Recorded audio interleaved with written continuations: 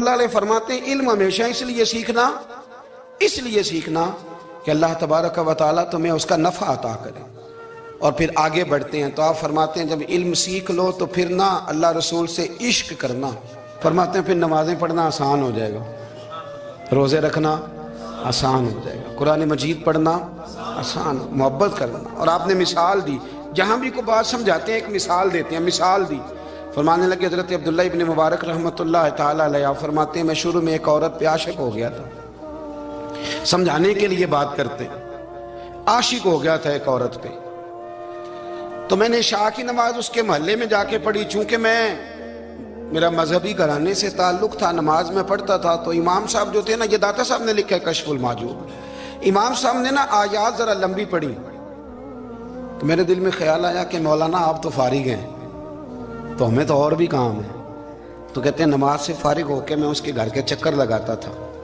ساری رات گھومتا رہتا تھا، وہ چند لمحوں کے لیے چھت پہ آتی تھی، دو ایک بات کرتی تھی، چلی جاتی تھی، حد یہ ہے کہ مجھے کبھی اس پہ غصہ بھی نہیں آیا، اور اس کا انتظار کر کے کبھی میں تھکا بھی۔ یہ داتا صاحب لکھ رہے ہیں، حضرت عبداللہ ابن مبارک فرماتے ہیں ایک رات میں گیا، اسی طرح میں نے نماز پڑھی، پھر میں اس کے گھر گیا، میں ساری رات، سردیوں کی ٹھنڈی رات 11-12 گھنٹے اس کے گھر کا طواف کرتا رہا، معاذ اللہ چکر لگاتا رہا، آدھی رات کو سحری کے وقت وہ چھت پہ آئی 1 منٹ کے لیے، اور کہنے لگی گھر میں مہمان بہت زیادہ ہیں، آج بات نہیں ہو سکے گی۔ حضرت عبداللہ ابن مبارک فرماتے ہیں کہ میں جب واپس لوٹا تو نہ مجھے اس پہ غصہ تھا، نہ مجھے تھکاوٹ تھی، بلکہ میرے دل کے اندر اس کے لیے محبت بڑھ رہی تھی۔ میں کہہ رہا تھا کتنی اچھی ہے بیچاری، اتنے راش میں بھی اور اتنی مجبوری میں بھی 1 منٹ کے لیے چھت پہ آئی ہے، پھر بھی مجھے اس سے پیار بڑھ رہا تھا۔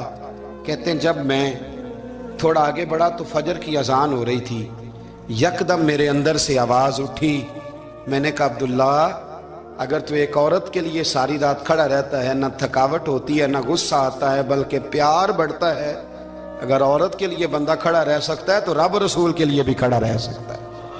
پھر تراویح پڑھنا کوئی اتنا مشکل کام نہیں ہے، پھر تہجد کے لیے اٹھنا کوئی مشکل کام نہیں ہے، شرط یہ ہے کہ پیار ہو جائے۔ ایک عورت کے لیے اگر یہ سارا کچھ ہو سکتا ہے تو اللہ رسول کے لیے بھی ہو سکتے ہیں۔ فرماتے ہیں میں نے توبہ کر لی، اور پھر میرا حال یہ ہے کہ وہ توبہ کی اور پھر 60 سال گزر گئے، ساری رات مصلی پہ کھڑا رہتا ہوں، مجھے کبھی تھکاوٹ نہیں ہوئی، پھر کبھی تھکاوٹ نہیں ہوئی۔ تو داتا صاحب کہتے ہیں پہلے علم سیکھ، پھر اس کے بعد اللہ رسول سے پیار کر، اور پیار والی نماز پڑھ، مشقت والی نہ پڑھ، یعنی بوجھ والی نہ پڑھ کہ اب میری جان چھوٹ جائے تو میں بھاگ کے جاؤں، تم ادھر بیٹھو تو میں دوڑ کے نماز پڑھ کے آیا، یہ والی نماز نہ پڑھ۔ پھر تو آیا تو پھر ذوق پیدا کر، پھر تیرے اندر شوق ہو، پھر تو توانائی والا جذبہ رکھے دین کے معاملے میں۔ پھر داتا صاحب ایک تیسری بات ارشاد فرماتے ہیں، ایک تیسری بات داتا صاحب کرتے ہیں، داتا صاحب کہتے ہیں کہ یہ یاد رکھ کہ جو تجھے اعزاز ملے گا نا زندگی میں، اعزاز تجھے جو زندگی میں ملے گا، اور کوئی کرامت اگر تجھے ملے گی تو وہ صرف نبی پاک علیہ السلام کی سنت اور شریعت کی وجہ سے ملے گی۔ تو جتنے مرضی چلے کاٹ لے، وظیفے کر لے، کالا جادو، نیلا جادو، پیلا جادو، جو مرضی تو سیکھ لے، اگر تجھے کوئی اللہ شان دے گا تو صرف اس لیے دے گا کہ تو نبی پاک کے دین پہ عمل کرتا ہے۔ کس نے لکھا ہے؟ اللہ کرے آپ کو میں یاد کرا سکوں، اللہ کرے ایسا ہو جائے اور میری جماعت سمجھنے لگ جائے کہ داتا صاحب کہتے ہیں سنت شریعت پہ عمل کرنا چاہیے، اور میں کوئی ایسی چھپی چھپائی بات بھی نہیں کر رہا، اس کو چلا دیں، کوئی ایسی چھپی چھپائی بات بھی نہیں کر رہا۔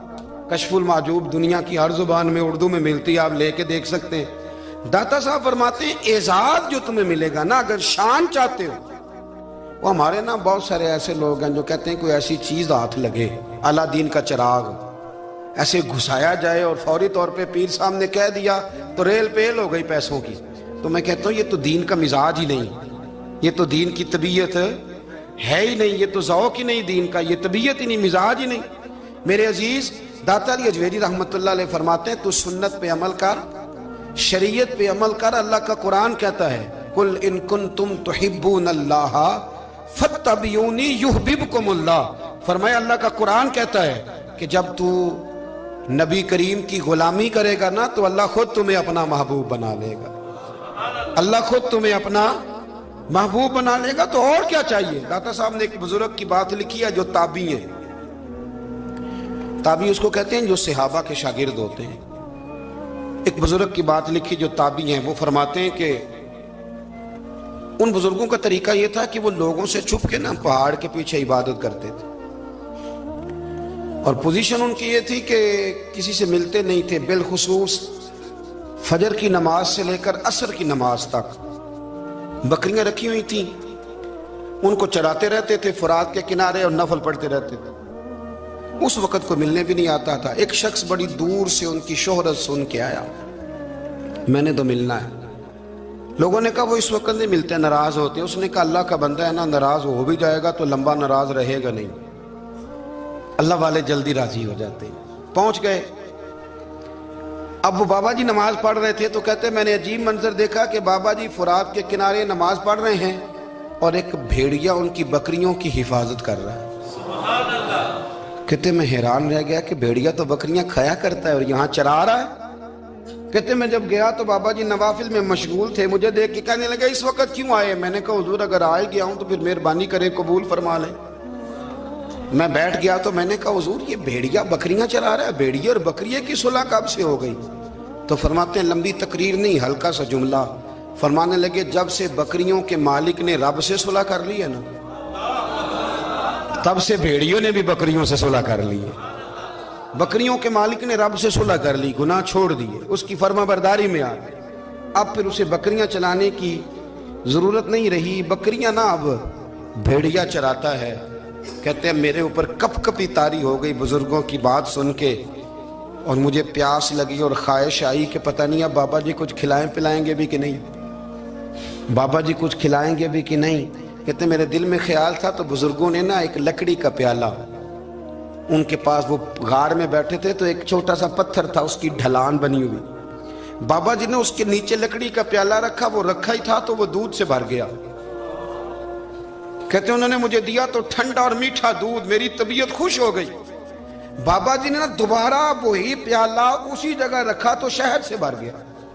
1000 سال پہلے داتا صاحب لکھ رہے ہیں. کہتے مجھے دیا، میں نے فوراً کہا، میں نے کہا حضور یہ دودھ تو گائیں بھینس دیتی ہے، پہاڑوں سے تو نہیں نکلا کرتا، اور شہد تو شہد کی مکھیاں دیتی ہیں، پتھروں سے تو نہیں نکلتا، یہ آپ کہاں سے نکال رہے ہیں؟ تو کہتے ہیں وہ قرآن مجید پڑھنے لگے. وَإِذِ اسْتَسْقَى مُوسَىٰ لِقَوْمِهِ، جب موسیٰ کی قوم نے ان سے پانی مانگا، فرمانے لگے موسیٰ کی نافرمان قوم پانی مانگے، حضرت موسیٰ پتھر پہ ڈنڈا مارے تو اللہ وہاں سے 12 چشمے جاری کر دے.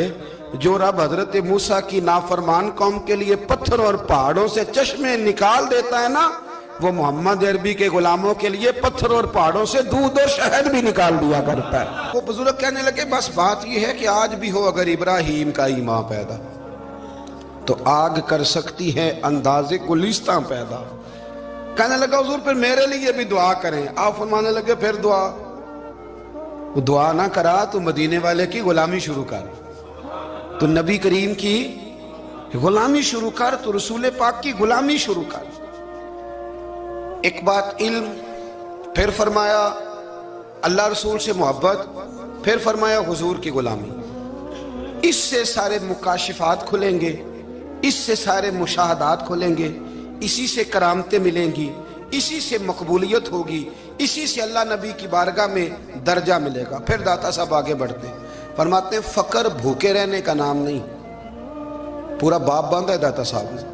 فرماتے ہیں فقیری بھوکے رہنے کا. اور کیا بات ہے، کئی دفعہ میں نے کشف المحجوب پڑھی، کئی دفعہ پڑھی، اللہ جانتا ہے، لیکن جب پڑھتے ہیں نا کوئی نہ کوئی نئی بات ہی ملتی ہے. رات پڑھی تو ایک نئی بات سامنے آئی. داتا صاحب نے نا حضرت ابوبکر صدیق کا ایک قول لکھا ہے.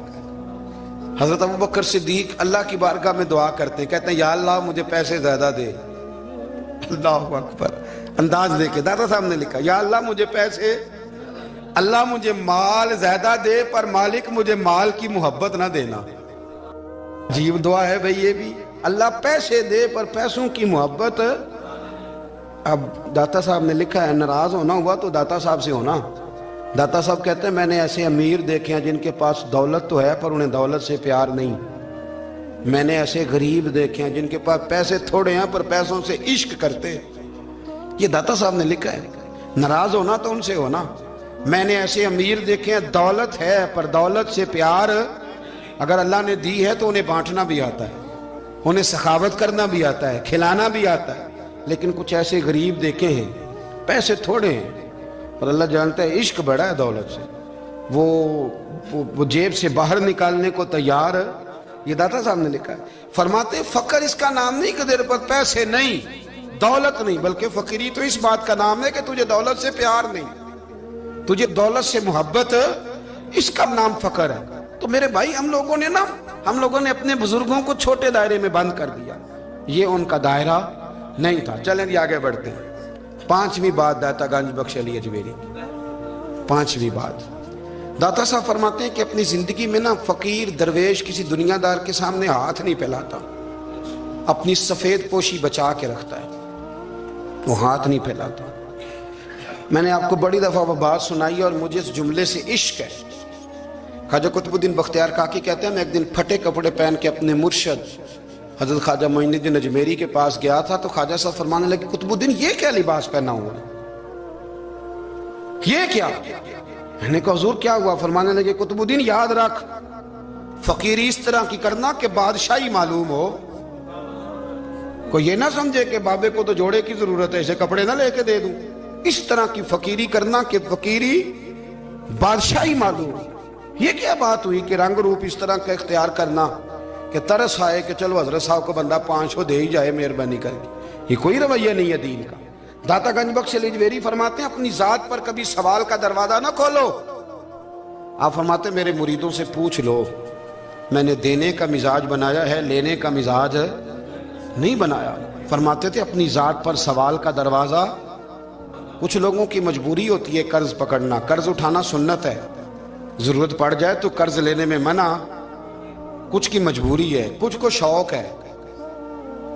वो असल पैसे जो होते हैं वो उन्होंने कोने में रखे होते हैं, उससे 5,000 लेके खर्च कर लिया, फिर दूसरे से 5 लेके उसको दे दिया, फिर उससे 5 जो लिया था फिर तीसरे से लेके उसको दे दिया। ये मिजाज ना बनाए। जब सवाल का दरवाजा खुल जाता है तो फिर सारी जिंदगी दोबारा बंद नहीं होता। मांगना है तो अल्लाह रसूल से मांगे, लोगों से मांगते फिरना, दुनियादारों से सवाल करना, अपनी जात पर सवाल का। दाता साहब ने पूरा बाब बांधा है, पूरा बाब।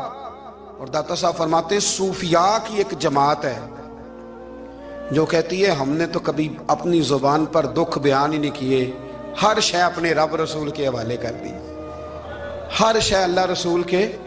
और दाता साहब से कहते हैं, कुछ ऐसे भी हैं जो दुआ भी नहीं मांगते, लोगों के लिए मांगते हैं, अपने लिए नहीं मांगते। आप दुआ क्यों नहीं मांगते? तो कहते हैं अल्लाह को तो पता ही है हमें क्या चाहिए, उसे तो पता ही है। एक बुजुर्ग की बात लिखी है दाता साहब ने, मेरी जमात में ना मिजाज है करामतों का। मुझे वो सारी बातें भी आती हैं कि एक बंदा कराची से आया, दाता साहब हाजिरी दी तो उसकी लॉटरी निकल आई, ये भी मुझे आती है, लिखी पढ़ी है मैंने, किताबों में है ये भी। एक बंदा, ये सारी बातें ना आती हैं करामतों में, बड़ी सारी चीज़ें लोग बयान करते हैं कि मैं वहाँ आया और मैंने हाजिरी दी तो मौज लग गई। ये सारी बातें आती हैं। हमारे पुराने बुजुर्ग और भी किस्से सुनाया करते थे, सारी हमें चीज़ों का पता, पर जो उन्वान है ना वो हजरत शेख अबू नूर कहते हैं कि एक बंदा दाता साहब के मज़ार पे घूम रहा था, दाता 10 रुपए दे, 10 रुपए दे, 10 रुपए दे। तो एक बंदा बड़ी देर से उसे देख रहा था, वो कहने लगा, दाता ने तुझे क्या देना है, इधर आ मैं दूँ। उसने 10 दिए। बंदा बड़ा हसीन था, हंस पड़ा, कहने लगा, दाता तेरे भी सदके जाऊँ। दिलाने लगा तो मुनकर से ही दिलवा दिए, जो नहीं मानता उसी से दिलवा दिए। वो बड़ा परेशान हुआ, मैं और चक्कर में था, इसने मेरे ऊपर ही जड़ दी है बात। कहने लगा, दाता तेरे सदके जाऊं। तो ये सारी बातें किताबों में मौजूद हैं, लोगों ने अपने अपने मुशाहिदात जो जिसके साथ पेश आया उसने बयान किए हैं। बहुत सारी बातें काबिले बयान हैं, पर जो उन्वान है मैं उस पर रहना चाहता हूँ। दाता साहब रहमतुल्लाह अलैह फरमाते हैं, हमारी तालीमात हैं कि अपने दुख दर्द दुनियादारों से बयान नहीं कर दे, सवाल का दरवाजा लोगों के सामने खोलना। अल्लाह वालों से कहेंगे कभी कहना होगा तो, दुनियादारों से कहना।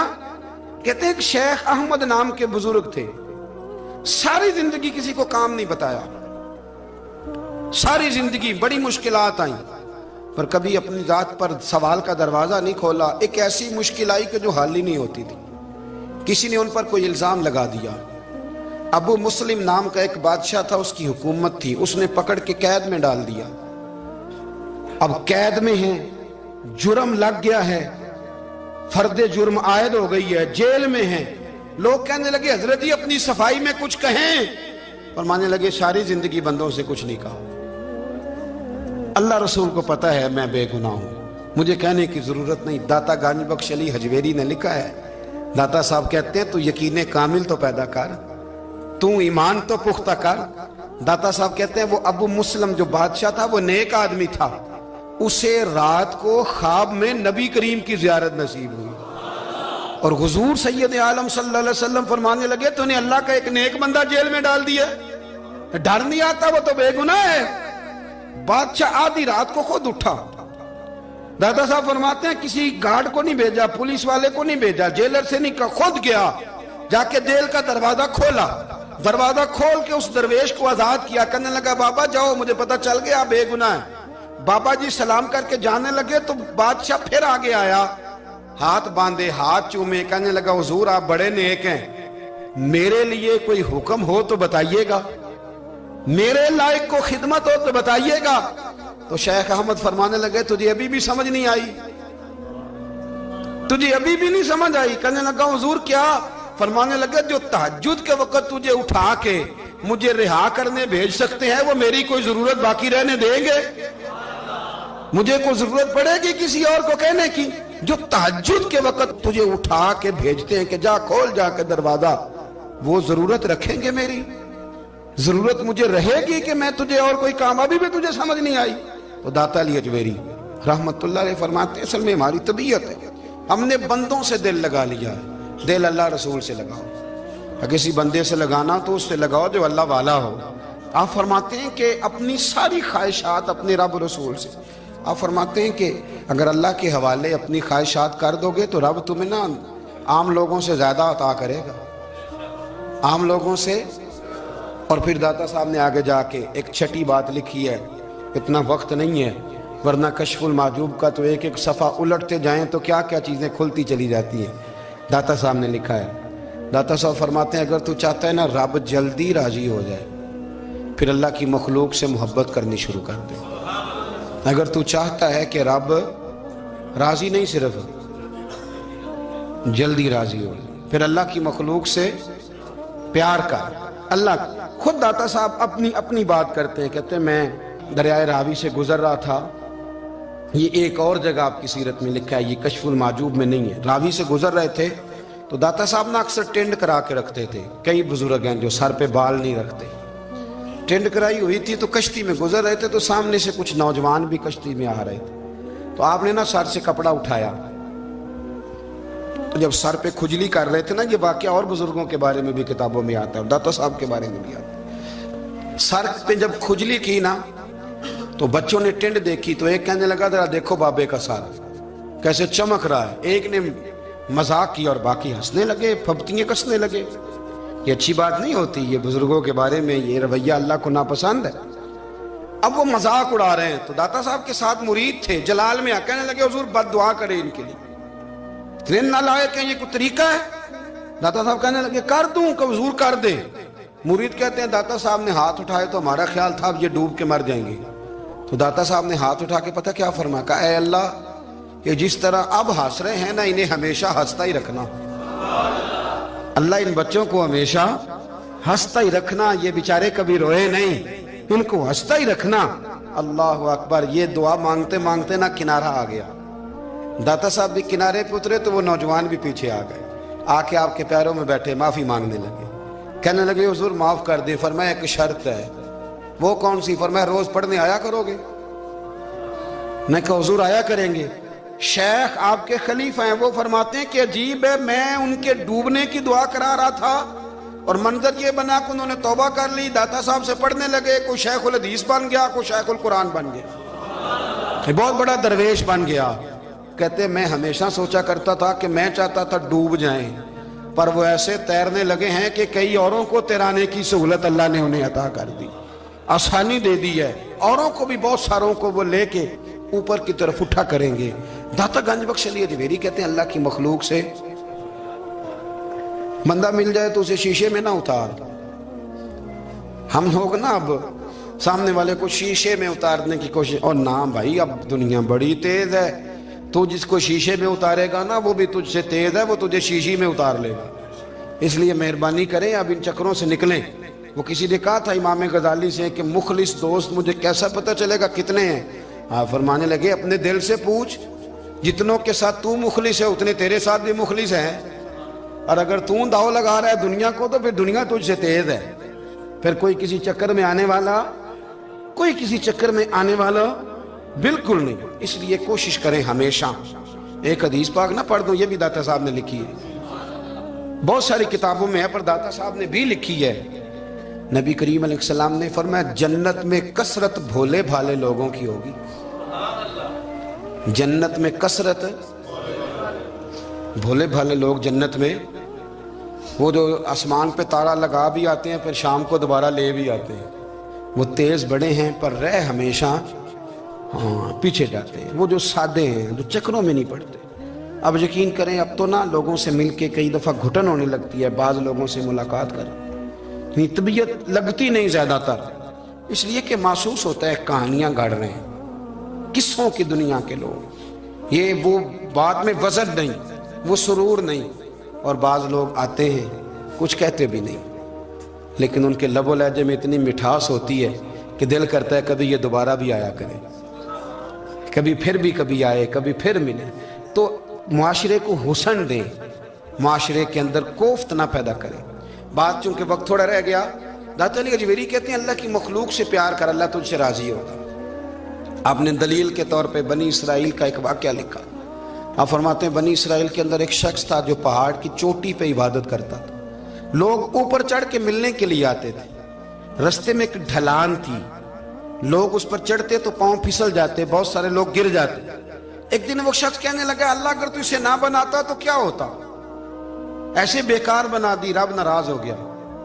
اس وقت کے پیغمبر علیہ السلام کو وحی فرمائی سے کہو تو میری تخلیق پہ اعتراض کرتا ہے، جا میں نے تیرا نام ولیوں کی صف سے کاٹ کے نافرمانوں کی صف میں لکھ دیا۔ وہ نبی اس امت کے علیہ السلام تشریف لائے اور آ کے اسے کہا کہ رب کریم نے تیرا نام کاٹ کے نا ولیوں کی لسٹ سے نافرمانوں کی لسٹ میں لکھا ہے۔ کہنے لگا حضور اللہ نے خود لکھا ہے؟ کہا ہاں۔ وہ سجدے میں گر گیا، یا اللہ تیرا شکر ہے، یا اللہ تیرا شکر ہے۔ وہ پیغمبر فرمانے لگے یہ کیا کر رہے ہو؟ عرض کی حضور آپ نے کہا ہے نا اللہ نے میرا نام لیا ہے، میں کہاں اور میرا رب کہاں؟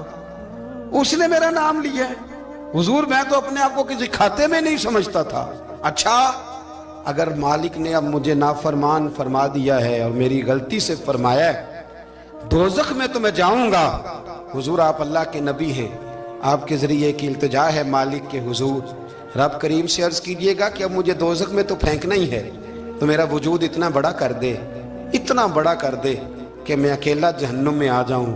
میرا دل نہیں کرتا اللہ کا کوئی اور بندہ دوزخ میں جائے، میں چاہتا ہوں اتنے پیارے پیارے مخلوق پیدا کیے اس نے، کوئی جلے نہ، کوئی دوزخ میں جلے نہ، مجھے بڑا کر کے نا اکیلا بھر دے میرے وجود کو، میں اکیلا جلوں گا۔ عرض کرے رب کی بارگاہ میں، وہ پیغمبر وہی کھڑے تھے، وہی آئی، اے میرے نبی سے کہہ دو تو میرے بندوں سے پیار کرتا ہے تو میں تجھ سے پیار نہ کروں؟ جا میں نے تجھے معاف بھی کیا، تیرے لیے جنت کا فیصلہ بھی کیا، اور قیامت میں جس کی تو سفارش کرے گا میں ان سب کو بھی جنت عطا کر دوں گا۔ داتا صاحب کہتے ہیں اگر تو آسانی چاہتا ہے کہ اللہ جلدی راضی ہو تو کسی کا بھلا کرنے کی کوشش کر، کسی کو نفع دینے کی کوشش کر کہ اللہ کی مخلوق سے کوئی پیار ہو جائے، کسی کو تسلی دے، کسی سے محبت کر، کسی کے ساتھ تو خیر والا معاملہ کر، رب کریم تیرے لیے آسانیاں کرے گا۔ سالوں بیت گئے، میں نے کہا 1000 سال ہو گئے ان کے وصال کو کم و بیش، کتنے جی؟ 200-300 سال کے بعد لوگ بھول جاتے ہیں۔ بہت سارے ایسے درباروں پہ جانے کا موقع ملا کہ لوگ کہتے ہیں پتہ نہیں بزرگ کون تھے، لیکن یہاں مزار ہے ان کا۔ 1000 سال بیت گئے، 1000 سال۔ وہ جب یہاں برطانیہ حکومت کرتا تھا نا، انگریز کی حکومت تھی ہندوستان میں، تو لارڈز آف برطانیہ کہا کرتا تھا کہ یہ عجیب، میں نے داتا صاحب کی قبر دیکھی ہے تو قبر پر لوگوں کے دلوں پہ حکومت کرتی ہے تو یہ قبر پر اس کا سکہ چلتا ہے۔ جو لوگ نہیں بھی نہ مانتے مزارات کی حاضری، ان کو بھی کبھی نہ کبھی آنا پڑ جاتا ہے۔ یہاں کی حاضری اتنی ضروری ہے کہ ان کو بھی کبھی نہ کبھی حاضری دینی پڑ جاتی ہے۔ داتا صاحب رحمۃ اللہ تعالی علیہ نے خدمات کی، کوئی زمین نہیں داتا صاحب کی، کوئی شخص نہیں بتا سکتا کہ اتنے مربع تھے، کوئی نہیں بتا سکتا کہ داتا علی اجویری رحمۃ اللہ تعالی علیہ اتنے بڑے مکان میں رہتے تھے۔ ایک مسجد بنائی ساری زندگی۔ ایک دفعہ ایک صاحب مجھے کہنے لگے جی وہاں لوگ بڑا سجدے کرتے ہیں، شرک کرتے ہیں، فلاں کرتے ہیں، طالب علمی کا زمانہ تھا۔ میں انہیں اسے کہا چل یار چلتے ہیں، آجا حاضری دے، یہ پتہ تو کریں۔ اتفاق کی بات کہ ہم جمعے والے دن گئے، عصر کی نماز تھی، داتا صاحب کی مسجد میں نا پہلی صف سے لے کر تو باہر تک گیٹ تک رش ہوتا ہے جمعے والے دن، دیکھا کبھی آپ نے؟ پھر نماز کے بعد جب ہم وہاں بیٹھے نا تو چاروں طرف پھٹیاں لگی ہوئی ہیں، لوگ قرآن پاک پڑھتے ہیں۔ اگر کوئی ایک آدمی ہزاروں میں سے غلط کام کرے بھی تو وہ داتا صاحب نے تو نہیں نہ کہا اسے۔ میں کہتا ہوں تمہیں وہاں جاہل بندے تو نظر آتے ہیں، تو جو وہاں سارا دن قرآن پڑھا جاتا ہے وہ نہیں نظر آتا، جو وہاں حدیث پاک کا درس ہوتا ہے وہ نہیں دکھائی دیتا، وہ جہاں ہزاروں مزدور جو لاہور کے کوئی کہیں مزدوری کرتا ہے، کہیں مزدوری کرتا ہے، روٹی اسے داتا صاحب کے آستانے سے مل جاتی، اور وہاں بیٹھ کے لوگ اپنا گزارا کر لیتے ہیں۔ یہ تمہیں کیف نہیں نظر آتا، یہ رنگ نہیں تمہیں دکھائی دیتا؟ او بھائی وہاں ہر جمعے ہزاروں لوگ اللہ کے حضور جھکتے ہیں، کوئی ایک آدھ آدمی غلط کام کرتا تمہیں دکھائی دیتا ہے تو اس کو بنیاد بنا لیتے ہو۔ ہم جس دن گئے نا اس بندے کو تو ہم بیٹھے رہے مغرب تک، پر ایک بندہ بھی سجدہ کرنے والا نہیں ملا۔ میں نے کہا تو کہتا تھا لوگ قبر کو سجدہ کرتے ہیں، یہ تو سارے اللہ کو کر رہے ہیں، یہ تو سارے قرآن شریف پڑھ رہے ہیں، تو دعاؤں میں لگے ہوئے۔ داتا صاحب کے مزار کے ساتھ جو مسجد ہے آج بھی اس میں ہزاروں لوگ اعتکاف کرتے، جگہ نہیں ملتی اعتکاف بیٹھنے کی۔ بھائی کیا بات کرتے، وہ تو دنیا سے چلے بھی گئے تو پھر بھی لوگوں کو اپنے مزار پر نمازیں ہی پڑھوا رہے ہیں، قرآن ہی پڑھوا رہے ہیں، جمعے ہی ہو رہے درس۔ داتا صاحب کے مزار پر مدرسہ قائم ہے جامعہ اجویریہ، درس نظامی کی کلاسیں لگتی ہیں، کتابیں چھپتی ہیں، دین کا کام ہوتا ہے، وہاں ایک پورا انسٹیٹیوٹ قائم ہے۔ مہربانی فرمائیں اب تعصب کی اینک اتار دیں، فرقہ واریت کا ذوق چھوڑ دیں، صحیح کو صحیح کہنا سیکھیں، اصل کو اصل کہنا سیکھیں، اور اہل حق سے بھی میری گزارش ہے ان کی تعلیمات کو سمجھیں، میلوں ٹھولوں سے، غیر شرعی باتوں سے بچیں۔ اللہ ان کے درجات بلند کرے، ہمیں ان کی راہوں کا مسافر بنائے۔ آخر دعوانا الحمد۔ معاملہ کیا کیسے ٹھیک ہو سکتا ہے؟ تو وہ طبیب کہنے لگا کہ یہ نہ کسی سے محبت کرتا ہے، جس سے محبت کرتا ہے اس سے بچھڑ گیا اور اس غم میں اس کیفیت میں چلا گیا، دوائیاں شوائیاں اثر نہیں کریں گی۔ تو وہ کہنے لگا ہمیں تو پتہ بھی کوئی نہیں کس سے اس کا پیار ہے، کس دوست کی، کس محبوب کی جدائی میں یہ پریشان ہے، تو کیسے پتہ کریں؟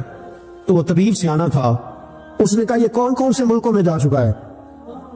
اس نے ملکوں کے نام لیے تو اس طبیب نے نا اس کے کان میں ان سارے ملکوں کا ذکر کیا۔ جب وہ والا ملک آیا نا تو ہلکا سا چونکا ہو، کہنے لگا اس ملک کے اندر جتنے شہر ہیں ان کے نام بتاؤ۔ وہ شہروں کے نام لیے تو جب وہ والا شہر آیا نا تو وہ ذرا تھوڑا سا اور چونکا، کچھ اس نے اب ہاتھ پیر بھی ہلانے شروع کیے، کہنے لگا اب اس شہر کے اندر جتنے محلے ہیں نا ان محلوں کے نام لو۔ اب جو ایک ایک کر کے محلے کے نام لینے لگے تو جب وہ والا محلہ آیا نا، شہر بغداد دی کی ہے نشانی، اچیاں لمبیاں چیراں، شہر بغداد دے ٹکڑے منگساں تے کرساں میرا۔ اور پھر انہیں کہتے ہیں وہ جب اس محلے کا نام آیا نا تو پورا چونک گیا۔ تھوڑے سے لوگ ہوتے تھے، تھوڑی سی آبادی ہوتی تھی، اس نے اس کے باپ سے کہا کوئی طریقہ اختیار کر، اس محلے میں بسنے والے جتنے لوگ ہیں نا ان لوگوں کی فہرست منگا۔ اس ملک سے، اس محلے سے ان لوگوں کی فہرست آئی۔ جب ایک ایک نام بولے جانے لگے اور جب نام آیا نا محبوب کا، نہ علمہ وچ پھسا سانو تو یار دی گل سنا، اور جب نام آیا نا اس محبوب کا تو پہلے اس کے ہاتھ کانپے، پھر اس کی نظر پھڑکی، پھر اس کی آنکھوں میں آنسو آئے، اور پھر اس نے آنکھیں کھول کے ہاتھ تھاما اپنے باپ کا اور رو کے کہنے لگا بابو آیا ہے، وہ یہاں ہے، ملاقات ہو جائے گی۔ پھر سمجھ آ گئی اس کی شفا کہاں ہے۔ میں کچھ دن پہلے ایک جگہ تعزیت، اور ڈرتا ڈرتا گیا تعزیت کرنے، پرانے جاننے والے تھے، دوستوں کا رشتہ تھا، تو میں ایک ہی بیٹا تھا، تو وہ مجھے پتا چلا کہ ٹرین ایکسیڈنٹ میں انتقال کر گیا، تو میں ڈرتے ڈرتے گیا کیونکہ معاملہ مشکوک تھا۔ اور جب میں تعزیت کے لیے اندر پہنچا تو ہمارے جو انکل تھے، جن کا میرے دوست تھے، وہ ان کے کچھ عزیز کہنے لگا کہ جی آپ کے ساتھ والے باہر جا سکتے ہیں؟ اور میں نے کہا چلے جاتے ہیں۔ میں دوستوں کو گاڑی میں بھیج دیا، اور جب میں نے اس سے بات چیت کی کہنے لگا میرا بیٹا ایکسیڈنٹ تو میں نے بنایا, وہ تو خودکشی کر کے مرا ہے. شادی کے 11 سال بعد خدا نے ایک بیٹا دیا تھا, اور مجھ سے غلطی یہ ہوئی, میں نے کہا میرے بیٹے کو تکلیف کوئی نہ آئے. اس کے منہ سے جو نکلا میں نے اسے دیا, جو اس نے مانگا میں نے دیا. کہتا جو شخص 16,000 مہینے کا کمائے اور بیٹے کو 40,000 کا موبائل خرید کے دے, کہتے میں نے ہر سہولت اسے دی. پھر ایک امیر کی لڑکی سے یونیورسٹی میں پڑھتے ہوئے اس کا تعلق بنا. بچی کے میسج بھی میں نے اپنے موبائل, اس بچے کے موبائل میں دیکھے, اور اس لڑکے نے جو میسج سینڈ کیے وہ بھی میں نے دیکھے. پھر میں گھر پہنچ گیا, میں نے بیٹے سے منتیں کی کہ بیٹا وہ ہمیں رشتہ نہیں دیں گے, ہماری برادری بھی چھوٹی ہے اور ہمارے جیب میں پیسے بھی کوئی نہیں. پھر میں ان کے گھر گیا, بیٹا نہ مانا, اور میں نے اس شخص کو بلا کے کہا تیری بیٹی کے میسج ہے, خدا را خیال کر, اور تیرے تو 7 بچے ہیں, میری گود میں تو ایک ہی پھول کھلا ہے, میں کدھر جاؤں, خیال کر. اس نے کہا دوبارہ تو نے نام لیا تو ایسے کیس میں باپ بیٹے کو پھنساؤں گا کہ ساری زندگی نکل نہیں سکو گے. نکل. میں نے بیٹے سے کہا کہ بیٹا میں نے پگڑی تک رکھی ہے پر مجھے رشتہ نہیں ملا, تو باز آ جا. کہنے لگا 3 راتیں میرا بیٹا سویا نہیں, اور مجھے کہنے لگا حضرت جی وہ 4تھی رات سویا ہے تو دوبارہ اٹھا دیں, تو دوبارہ اٹھا نہیں. مجھے کہنے لگا مجھے اجازت دو کہ میں اس بیٹی کو بھی قتل کر دوں اور اس کا باپ بھی قتل کر دوں, میرا تو گھر اجڑ گیا نا. وہ کہنے لگا میں کبھی کبھی دوستوں کے پاس جا کے رات گزار لیتا ہوں اور میں اپنے دل کو سکون دے لیتا ہوں, لیکن اس کی ماں اس کے جوتے سینے سے لگائے پھرتی ہے, اس کی اماں اس کے پرانے کپڑے لے کے سینے سے لگائے پھرتی ہے. کہنے لگا حضرت جی کوئی کوشش کرو, کوئی دعا کرو کہ اللہ مہربانیاں کرے. میں کہہ تو نہیں سکا ان سے, لیکن میرے دل میں خیال آیا کہ کس نے کہا تھا کہ بچہ یونیورسٹی میں کو ایجوکیشن میں داخل کراؤ, کس نے کہا تھا کہ اس کے ہاتھ میں آگ کا انگارہ دو. میرے دوست آپ تیز آگ جلا کے اس کے قریب مکھن رکھو, اور پھر مکھن سے کہو کہ ڈلنا نہ, پھر مکھن سے کہو کہ پگھلنا نہ. بھئی تیز آگ قریب جلا دی اور تو کہتا پگھلنا, یہ کیسا ممکن ہے؟ ہو سکتا ہے؟ بولیے نا, ہو سکتا ہے. حضرت سیدنا ابوبکر صدیق فرماتے ہیں میں حضور کے سامنے بیٹھا, ایک شخص آیا, اس نے آ کر کے کہا یا رسول اللہ صلی اللہ تعالی علیہ وآلہ وسلم یہ میرے ہاتھ کے اندر خنجر ہے, میں قتل کر کے آیا ہوں. قاتل کھڑا ہوا. ایک طرف قرآن مجید کا حکم ہے کہ جس نے ایک آدمی کو قتل کیا پوری انسانیت کو قتل کیا. حضور یہ خنجر ہے, قتل کر کے آیا ہوں. میرے مصطفیٰ نے فرمایا کس کو قتل کیا؟ اس کی حضور سگی بہن کو مارا ہے. سگی بہن تھی, میں نے قتل کر دی. میرے نبی پاک صلی اللہ علیہ وسلم نے فرمایا کیوں مارا؟ پیار نہیں تھا. محبوبہ بہن سے کس کو پیار نہیں ہوتا؟ بڑا پیار تھا. اور مارا کیوں؟ تو صحابی رونے لگے, کہنے لگے محبوبہ میں بڑا پیار کرتا تھا, پر وہ کافرہ تھی, مشرکہ تھی, بڑا پیار کرتا تھا. جب بھی اس کے پاس جاتا وہ آپ کے بارے میں بات چھیڑ دیتی. میں اس کو کہتا سارا کچھ کر لے, میرے نبی کے بارے میں بات نہ کرنا. میں ہر شے سہ لیتا, پر مصطفیٰ کریم کی ذات کے بارے میں کوئی بات برداشت کرنے کی طاقت نہیں رکھتا. یہ والا جملہ نہ کہنا. میں اس کو روکتا, منع کرتا, وہ باز نہ آتی. کہتے ہیں آج اس نے اتنی سخت بات کی کہ میں اس کا گلا کاٹ آیا ہوں, قتل کر دیا ہے. حضور میرے لیے حکم کیا ہے؟ تو نبی پاک نے فرمایا جا, تیرے اوپر کوئی سزا نہیں, تو نے جو کیا ہے اچھا ہی کیا ہے, یہ اچھا کر ڈالا ہے جو تو نے کیا ہے. ایک صحابی نابینا تھے, آنکھوں سے نظر نہیں آتا تھا, رشتہ کوئی نہیں دیتا تھا, معذور آدمی تھے, نکاح ہوا, شادی ہوئی, 2 بیٹے دی اللہ, گھر بس گیا, بیوی کپڑے دھو کے دیتی, خدمت کرتی, روٹی پکا کے دیتی, بچے بڑے حسین تھے. اور وہ صحابی خود فرماتے ہیں, نابینا صحابی کہتے موتیوں کی طرح کے میرے بچے, جو بھی آتا آ کے کہتا تیرے موتیوں کی طرح کے لال ہیں. لیکن آپ فرماتے ہیں ایک صبح اعلان ہو گیا, مدینے میں شور ہو گیا کہ اس نابینا صحابی کی بیوی قتل ہو گئی, کسی نے خنجر پہ دبایا, مر گئی ہے. کہتے ہیں اس کے لواحقین اکٹھے ہوئے, در رسالت امام پہ آئے, آگے کہنے لگے حضور ہمارا قاتل ڈھونڈ کے دے, ہماری بیٹی کو کس نے مارا؟ میرے رسول پاک نے مجمع پہ نظر ڈالی, فرمایا بھائی مجھے کہنے کی ضرورت نہ پڑے, اگر قاتل موجود ہے تو خود اٹھ جائے. خود اٹھے. وہ نبینا صحابی بیچ میں سے اٹھ کے کھڑے ہو گئے, کہنے لگے سوڑے قاتل کوئی باہر نہیں, میں خود قاتل ہوں, میں نے مارا ہے, میں قاتل ہوں, میں نے مارا ہے. مصطفیٰ کریم سید عالم صلی اللہ علیہ وسلم نے فرمایا تجھے تو اس کی بڑی ضرورت تھی, بڑی حاجت تھی, تیری بیوی تھی, تیرا گھر سنبھالتی تھی, تیرے بچے تھے. صحابی عرض کرنے لگے حضور سارا کچھ ٹھیک تھا, پر وہ آپ کی بے ادب تھی. حضور اس کے آنے سے میرا گھر بس گیا, روٹی پکنے لگی, کپڑے ملنے لگے, اولاد ہونے لگی, میں دنیا پہ آ گیا. لیکن محبوبہ میں نے وہ سوکھ کیا کرنے ہیں جو تیری بے ادبی پر تعمیر کیے جائیں. یا رسول اللہ مجھے کیا حاجت اس چیز کی جس میں آپ کا پیار ہی نہ ہو. یا رسول اللہ آپ کی محبت ہی نہ. حضور میں نے قتل کر ڈالا ہے, مجھے بیوی نہیں چاہیے, مجھے وہ والی چاہیے جس کی زبان پر رسول اللہ کے نام کے ترانے ہو, جو حضور کی محفل کرنے والی ہو, نعت پڑھنے والی ہو, جو نبی پاک علیہ السلام کی ازواج کا, اولاد کا, بیٹیوں کا ذکر کرنے والی. مجھے وہ بی بی نہیں چاہیے جو بی بی بے ادبی کرے. میرے نبی پاک صلی اللہ علیہ وسلم نے محلے داروں سے پوچھا, فرمایا بات اس کی ٹھیک ہے, کہا حضور واقعی بے ادب تھی. نبی پاک نے فرمایا اٹھو پھر چلے جاؤ, اس نے انسان نہیں مارا, اس نے گستاخ رسول کو مارا ہے, اس نے ایک گستاخ رسول کو مارا ہے. بھائی یاد رکھے نبی پاک کا پیار ایمان کا حصہ ہے, اس میں کوئی کمپرومائز نہیں. ہم اقبال کہتے ہیں میں نے سارا دین پڑھا ہے, سارا قرآن پڑھا ہے, میں نے بنظر غائب جب ساری چیزوں کو دیکھ لیا تو اقبال کہنے لگے میں اس نتیجے پہ پہنچا ہوں کہ مغز قرآن روح ایمان جان دی. بھائی اقبال, میں کسی عالم کی بات کرتا تو لوگوں نے شاید رویہ اور اختیار کرنا تھا, وہ لوگ جس پر اکثر مکاتب فقہ اعتبار کرتے ہیں. اقبال کہنے لگے مغز قرآن روح ایمان جان دی. لفظوں پہ غور کریں, مغز یعنی سارے قرآن کا مغز, روح ایمان یعنی ایمان کی روح, اور جان دی یعنی سارے دین کی. آپ دیکھیں ترتیب, مغز قرآن روح ایمان جان دی. اقبال جلدی بتاؤ وہ کیا ہے؟ تو اقبال کہنے لگے ہست حب رحمت للعالمین, ہست حب رحمت للعالمین, مغز قرآن روح ایمان اور جان دی. ہست حب کہنے لگا میں تو سمجھا ہوں کہ قرآن کا مغز ایمان کی روح اور دین کی جان اگر ہے تو نبی پاک کی محبت کا نام ہے, رسول اللہ کی محبت کا نام ہے, نبی پاک کی محبت کا نام. حضرت عمر فاروق رضی اللہ تعالیٰ عنہ سے بڑا تو اصول پسند کوئی نہیں نہ ہوگا.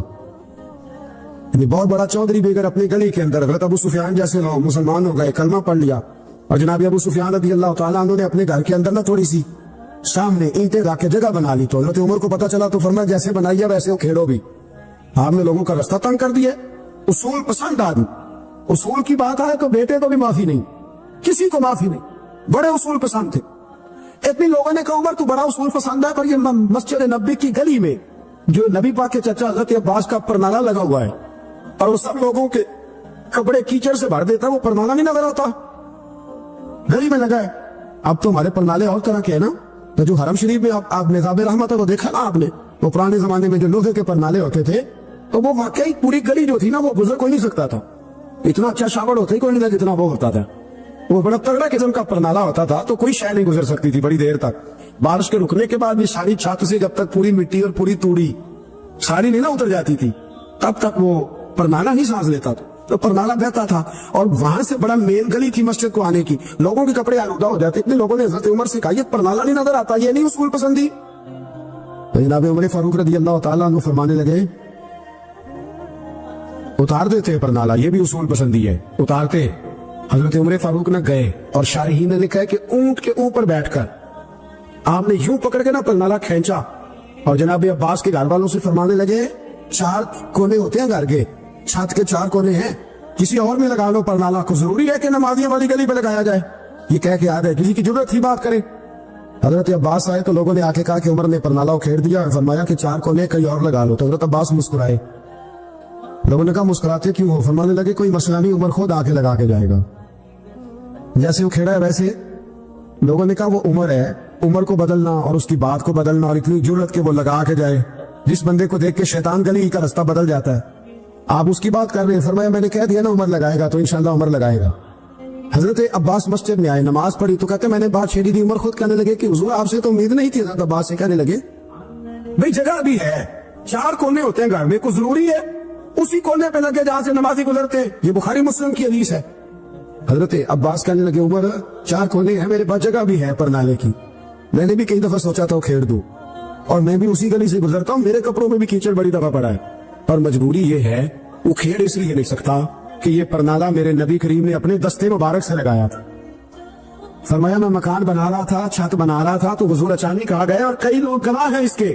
رسول کریم تشریف لائے اور نبی پاک علیہ السلام نے فرمایا لاؤ چچا تھوڑا میں بھی کرتا ہوں, اور پھر میرے نبی کریم صلی اللہ تعالی علیہ وسلم نے اپنے دستے مبارک سے یہ پرنالہ لگایا تھا.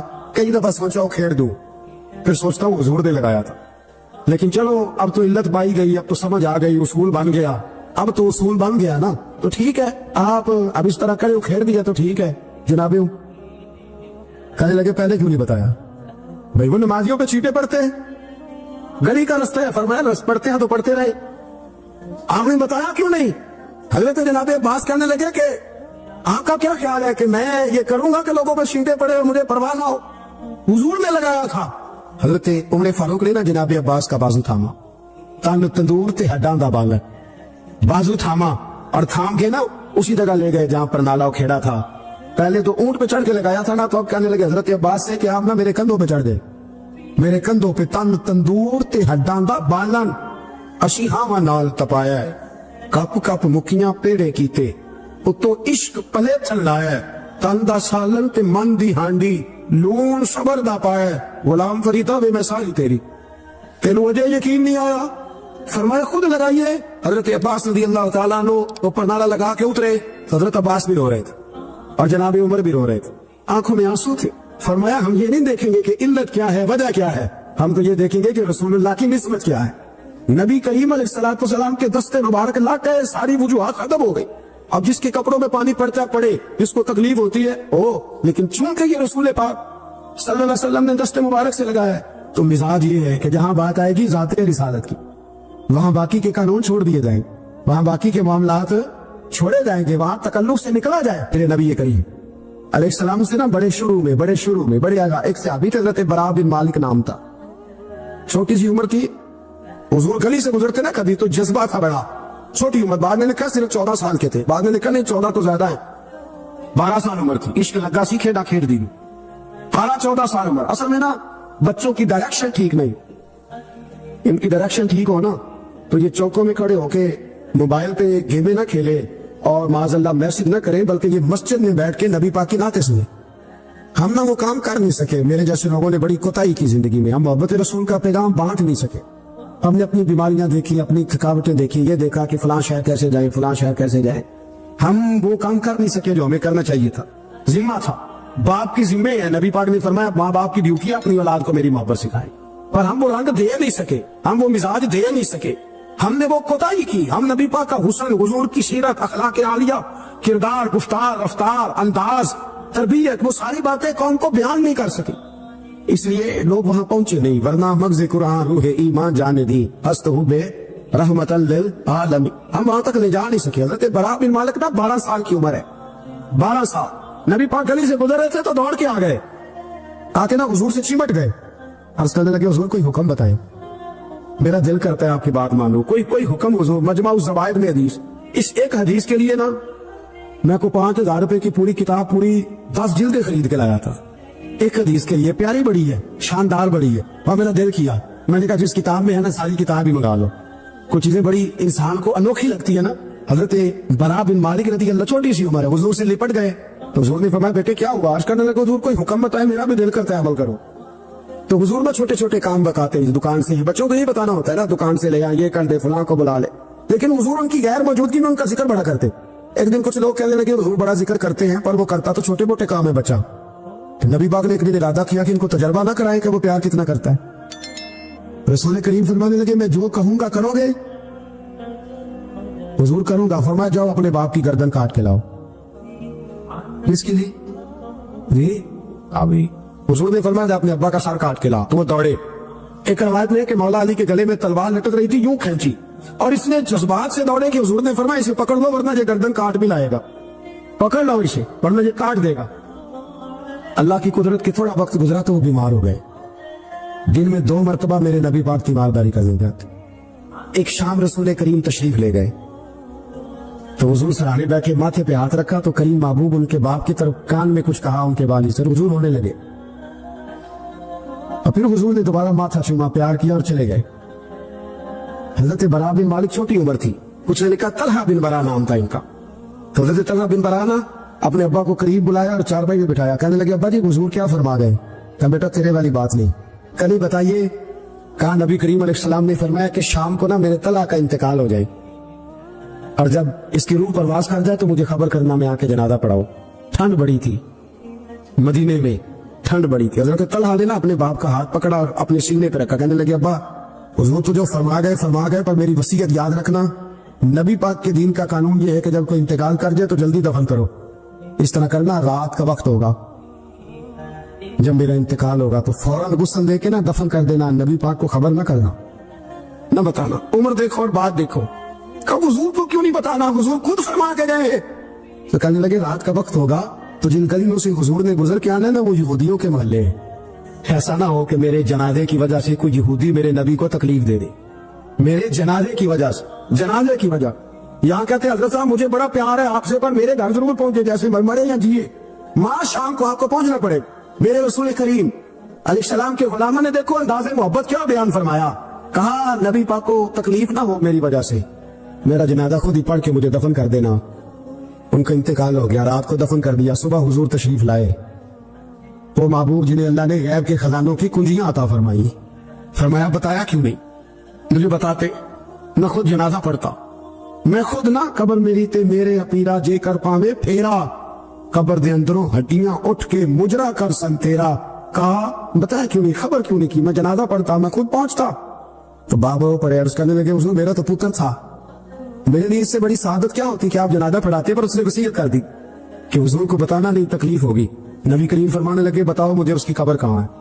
اور یارو غور کرنا، ساری دنیا گنبد خضرا روضہ رسول پہ اور نبی پاک ایک غلام کی قبر پہ تشریف لو، خود نبی کریم گئے اور آج حضور نے دعا انوکھی فرمائی، فرمایا اے اللہ جب میرا طلحہ تجھ سے ملے نا تو ذرا اس سے مسکرا کے بات کرنا، جو تیری شان کے لائق، رسول اللہ کی محبت، نبی پاک کی غلامی، رسول اللہ کا پیار۔ اعلیٰ حضرت کہتے ہیں جان ہے عشق مصطفیٰ، روز فضو کرے خدا، او بھائیو جس کو ہو درد کا مزہ وہ نازے دوا اٹھائے کیوں۔ اور اعلیٰ حضرت فرماتے ہیں جلنا تو ہے، کوئی دولت کے لیے جلتا ہے، کوئی شہرت کے لیے جلتا ہے، کوئی اقتدار کے لیے جلتا ہے۔ فرمانے لگے اے عشق تیرے صدقے جلنے سے چھٹے سستے، جو آگ بجھا دے گی وہ آگ لگائی ہے۔ اگر آج یہ ارادہ کر لینا کہ ہم نے لوگوں کو آسانیاں دینی ہیں، تو میرا یہ خیال ہے کہ صبح خیر نہیں خیر کثیر بٹنی شروع ہو جائے گی۔ اگر ہم یہ ارادہ کر لیں کہ میں نے لوگوں کو آسانیاں، وہ ہمارا مزاج نہیں نا، ہم آسانی لینا چاہتے، اگر ہم بحیثیت مسلمان تھوڑی تھوڑی خدمات سر انجام دینے لگے، تھوڑا تھوڑا سوچنے لگے، دیکھیں رسول کریم کی سوچ مبارک کیا ہے۔ بدر کے لوگ قیدی ہو کے آ گئے، کفار تھے وہ، اب حضور نے فرمایا فیصلہ یہ ہوا مجلس شورا میں صحابہ کی میٹنگ میں کہ فدیہ دیں گے اتنے اتنے پیسے تو آزاد کر دیے جائیں گے۔ کچھ لوگ ایسے تھے جو فدیہ نہیں دے سکتے تھے لیکن حساب کتاب لکھنا پڑھنا جانتے تھے۔ اب حساب کتاب کی تو دین میں بھی ضرورت ہوتی ہے نا، آپ کو وراثت تقسیم کرنی ہے، کئی کام کرنے ہیں، تو نبی پاک علیہ الصلوۃ والسلام نے بھی نا وہاں امت کا سوچا، فرمایا تم اس طرح کرو مسلمانوں کے 10 بچوں کو لکھنا پڑھنا سکھا دو، میں تمہیں آزاد کر دیتا ہوں۔ بحیثیت قوم کی فلاح و بہبود کے لیے جو نبی پاک کے نظریات ہیں، جو حضور کے افکار ہیں، ان 10 بچوں کو لکھنا پڑھنا سکھا دو۔ یار میری سوچ ہمیشہ یہ رہتی ہے کہ میرے بچے لکھ پڑھ جائیں، یہ کیوں نہیں سوچتا کہ میرے محلے کے سارے بچے اگر پڑھ جائیں گے تو یہ محلہ پڑھے لکھے لوگوں کا محلہ کہلائے گا، میرے سویت لوگ کہیں گے کہ بڑی شستہ آبادی ہے۔ میری سوچ کیوں اڑ جاتی ہے کہ فقط میرا ہی بچہ آگے نکلے، تو اپنے فیض کو کھول کے عام کیوں نہیں کرتا؟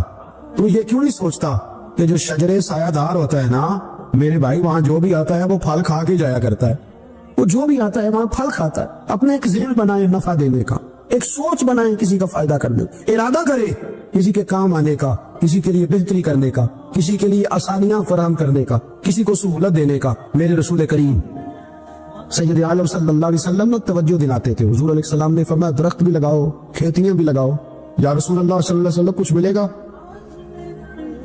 تو حضور نے فرمایا اس کھیت سے، اس درخت سے جب تک کوئی جاندار فائدہ اٹھاتا رہے گا اللہ تمہارے نام اعمال میں نیکیاں درج فرماتا رہے۔ کوئی درخت ہی لگا دو، کچھ کاری دو۔ محمود غزنوی گزر رہے تھے تو ایک بوڑھے کو دیکھا، اس کے ہاتھ کامتے ہیں تو پھر بھی وہ زمین کھود رہا ہے اور ایک درخت لگا رہا ہے۔ تو محمود غزنوی اس بوڑھے کو دیکھ کے نا تو بڑے حیران ہوئے، اس کے قریب گئے۔ تو دو قسم کی سوچیں ہوتی ہے نا، ایک یہ سوچ ہوتی ہے کہ بڑا لالچی ہے، اس عمر میں بھی یہ کیا کر رہا ہے، یہ بھی سوچ ہوتی ہے، اور ایک سوچ ہی ہوتی ہے کہ یار کتنا بھلا آدمی ہے، دیکھو ابھی محنت کر کے گزر رہا۔ سوچ ہی ہے نا، منفی کر لے یا مثبت کر لے۔ تو محمود غزنوی آگے بڑھے اور آگے بڑھ کے نا تو آپ اس بوڑھے سے کہنے لگے کہ بابا یہ کیا کر رہے ہو؟ تو کہنے لگے میں درخت لگا رہا ہوں۔ تو کہنے لگے بزرگوں اب آپ کی جو عمر ہے نا، یہ عمر نہ تو آپ اس کے پھل کھا سکیں گے، نہ چھاؤں میں بیٹھ سکیں گے، اور آپ کو تکلیف بھی بڑی ہے۔ تو بابا جی محمود کو جانتے ہی نہیں تھے، پلٹ کے کہنے لگے بیٹا چلو میں نہیں پھل کھاؤں گا تو میرے پوتے تو کھائیں گے نا، میرے نواسے تو کھائیں گے نا، تو آپ چھوڑے مجھے، میں تو اگلی نسلوں کا بھلا کر رہا ہوں۔ اب یہ سوچ ہماری بڑی کم ہوتی۔ حضور نے فرمایا تم میں سے بہتر وہ ہے جو لوگوں کے حق میں۔ اب یہ ایک جملہ حدیث پاک کا اگر ہم صحیح طرح اپنی زندگی میں نافذ کر لینا اتنا ہی، یار میں نے بہتر بننا ہے، اپنے بچوں کے حق میں بھی، بہن بھائیوں کے حق میں بھی، بیوی اور سسرال کے حق میں بھی، ننیال اور ددیال کے حق میں بھی، میں نے ان کا کوئی نہ کوئی نفع کرنا ہے۔ یہ حضور کی ایک حدیث انسان کو اتنا بڑا مقصد دے دیتی ہے نا، ساری زندگی بندہ لگا سکتا ہے، ساری زندگی اور با مقصد زندگی ہو جاتی ہے۔ جب زندگی با مقصد ہوتی ہے پھر بندہ بور بھی نہیں ہوتا، پریشان بھی نہیں ہوتا، تنگ بھی نہیں ہوتا کہ بے مقصد بے فائدہ کام۔ ایک ہے با مقصد۔ حضرت عثمان غنی رضی اللہ تعالیٰ عنہ فرماتے ہیں کہ حضرت عمر فاروق رضی اللہ تعالیٰ عنہ کا دور مبارک تھا، دوپہر تھی اور گرمی بہت زیادہ تھی، لوگ اپنے اپنے گھروں میں آرام کر رہے تھے۔ مجھے کسی مجبوری کے لیے اپنے گھر کی چھت پہ جانا پڑا تو میں نے دیکھا کہ ایک شخص بوڑھا اونٹوں کو ہانکتا ہوا آ رہا ہے۔ میرے ذہن میں خیال آیا کہ یار ساری دنیا دوپہر کو سو رہی ہے، شدت کی دھوپ ہے، آپ بھی سو جاتے، عصر کے وقت آپ اونٹوں کو چلا لیتے، یہ کون ہے جو اس وقت بھی؟ کہتے میں کچھ دیر رک گیا، لیکن جیسے ہی وہ میرے قریب آئے، وہ کوئی عام آدمی تو نہیں، وہ تو حضرت عمر فاروق ہے رضی اللہ تعالیٰ۔ آپ فرماتے ہیں کہ میں جھٹ سے سیڑھیوں سے نیچے اترا اور میں نے جناب عمر سے عرض کی کہ حضور اس وقت آپ؟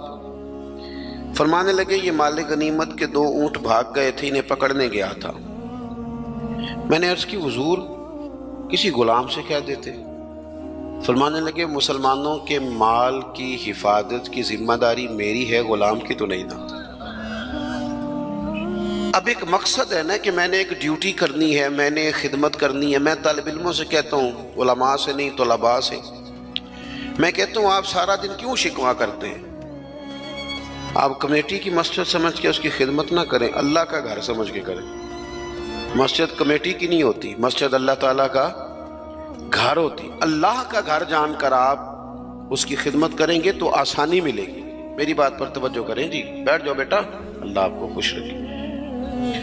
تو اپنی زندگی میں با مقصد کام جب ہم کرتے ہیں تو پھر تھوڑی سی سکون محسوس کرتے ہیں۔ اسی طرح سے نبی کریم علیہ السلام کا ایک تو یہ فرمان ہمیں مقصد بتاتا ہے۔ ایک دوسری بات سنیں، حضور علیہ السلام نے فرمایا، اچھا میں یہ سمجھتا ہوں کہ نبی پاک علیہ السلام کی اس ایک حدیث پر عمل کر لیا نہ جائے نا، جو ہم سب کو آتی بھی ہے، تو سارے ملک میں سکون ہو جائے، سارے گھروں میں قرار آ جائے، سارے خاندانوں میں خوبصورتی آ جائے۔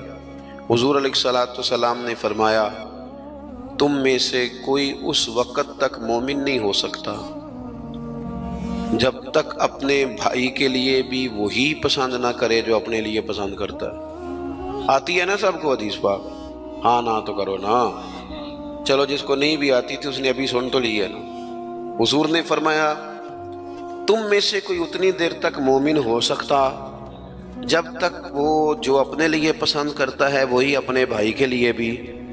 حدیث ہے نا، آپ نے سنی ہوئی ہے نا، ایسے ہی ہے، ایسا ہوتا بھی ہے کہ ہم جو اپنے لیے پسند کرتے ہیں وہی بھائی کے لیے بھی کرتے ہیں، ہوتا ہے ایسے۔ ہم پتہ کیا کرتے ہیں، دکان پہ کپڑے خریدنے جائیں نا تو کہتے ہیں یار کوئی کپڑے دکھا، سوٹ سلوانا ہے، تو 2-4 جوڑے خود لے لیے، پھر اسی انہوں آکید ہے ہوں کوئی دین دوان والے بھی وخا، وہ کڑے ہوں نا جڑے پان والے نہیں ہوں۔ ایسی بات ہی ہے نا، اب جو دینے ہیں وہ بھی، یعنی وہ بڑا نیکی کر رہا ہے امیر آدمی، اپنے نوکر کو کپڑے دے رہا ہے، کہتا ہے یہ بالکل ٹھیک ہے، میں نے بس 2 دفعہ ہی پہنا پہ نیا بالکل۔ وہ بھائی نواں ہوتا تو نہیں سی دینا، بالکل ٹھیک ہوتا تو دیتا۔ ہم کیا کرتے ہیں، ہم ماحول اس طرح کا ہم نے بنا لیا ہے کہ اپنی ذات، اپنے بچے، اپنا گھر، اپنا ادارہ اس میں بند ہو جاتے ہیں۔ ایک سوچ جو امت کی سوچ ہے، جو قومی اور عالمی سوچ ہے، اس سوچ کے مطابق ہم کوئی کام نہیں کرتے۔ جب تک کہ ہم حضور کے اس مقدس فرمان پر نہیں غور کرتے کہ جو میں نے اپنے لیے پسند کرنا ہے وہی اپنے، تو مجھے بتائیے جب یہ سوچ ہوگی تو کوئی بندہ ملاوٹ والی چیز بیچے گا، غلط چیز سیل کرے گا، دنیا کو دھوکہ دے گا؟ لیکن ہم تو غور ہی نہیں کرتے، بس حدیث سن لی، معاملہ ختم ہو گیا۔ آپ دیکھیں امام غزالی فرماتے ہیں نبی پاک علیہ الصلوۃ والسلام کے ساتھ حضور کے غلام تھے، ایک درخت پر محبوب نے اشارہ کیا کہ یہاں سے 2 مسواکیں اتاریے، سادی سی بات ہے نا، مسواکیں اتار لی گئیں، خادم اتار لایا، اس نے لا کے حضور کی بارگاہ میں پیش کی۔ ایک مسواک بالکل سیدھی تھی، ایک تھوڑی ٹیڑھی تھی۔ اب مسواک تھوڑی ٹیڑھی بھی ہو تو دانتوں پر چلنے سے انکار تو نہیں نہ کرتی، نہ کوئی دانت صاف کرنے میں کوئی حرج ہوتا ہے، تھوڑی سی ٹیڑھی تھی، ایک ذرا سیدھی تھی۔ تو نبی کریم علیہ السلام کی خدمت میں غلام نے دونوں پیش کر دی تو محبوب نے ٹیڑھی مسواک رکھ لی اور سیدھی حضور نے غلام سے فرمایا کہ یہ آپ آج کل تو یہ کام الا ماشاءاللہ مذہبی لوگ بھی نہیں کرتے۔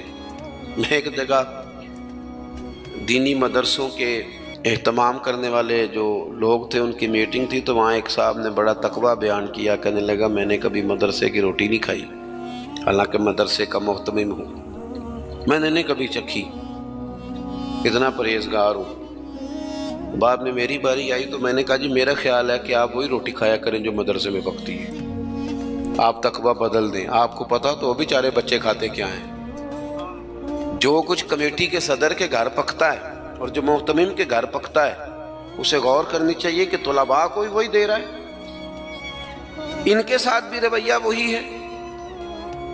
کیوں نہیں ان چیزوں کو سمجھتے کہ ہمیں نبی پاک علیہ السلام نے کن مقاصد حیات سے آگاہ کیا؟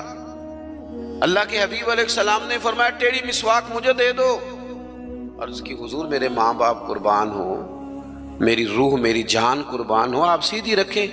حضور نے فرمایا نا بھئی میں نے خود ہی تو امت کو قانون دیا ہے کہ مومن وہ ہے جو اپنے لیے پسند کرے وہی اپنے بھائی کے لیے بھی پسند کرے۔